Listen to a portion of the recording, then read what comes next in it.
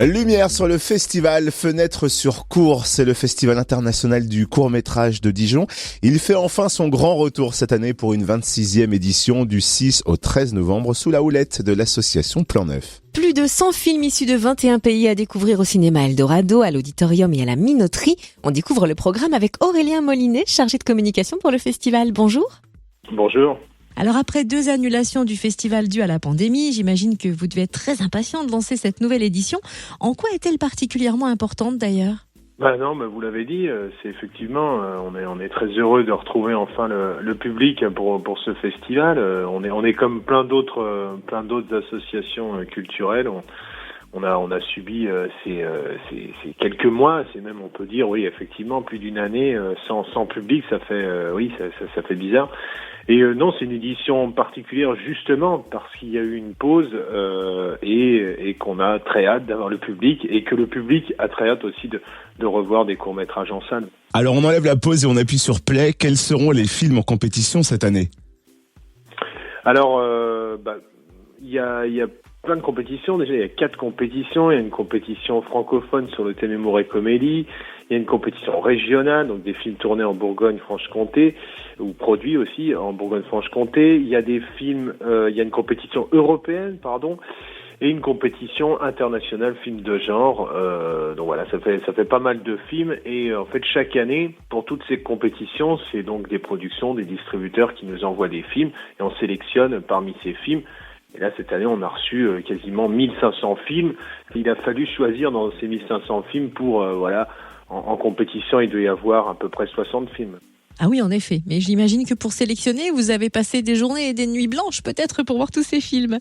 Oui, on remercie d'ailleurs le comité de sélection, parce qu'en fait, on est deux permanents dans l'association, donc Hélène Bernard qui est la programmatrice et moi-même, et on a aussi un comité de sélection qui nous aide à visionner tous ces films. Et effectivement, ça prend des fois beaucoup de temps et c'est parfois difficile d'enchaîner le visionnage de plein de films. Le festival Fenêtre sur Cour propose également plusieurs séances thématiques avec une sélection riche et audacieuse. Quel est le programme ?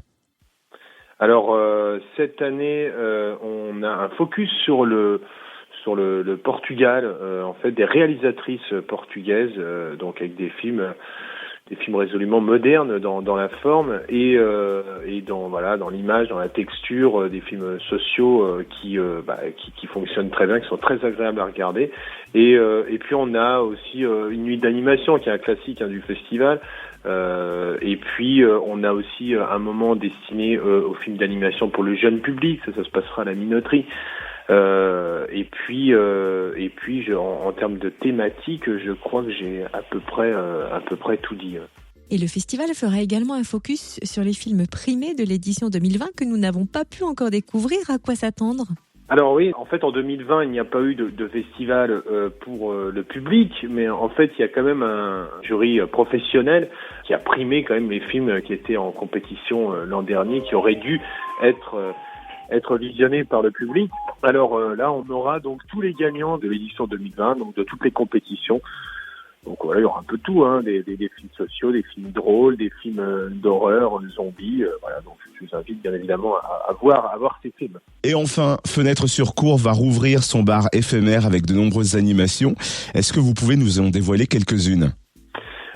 Alors oui, on aura donc le même soir que le focus sur le Portugal, on aura une animation avec du fado, avec l'association ULF, qui est basée à Dijon. On aura des spécialités portugaises, donc ce même soir, donc ça sera le mercredi 10 novembre.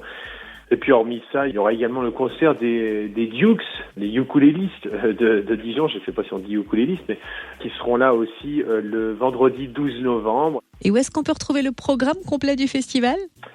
Fenêtre au pluriel, -sur, -cours, COURTS, .com.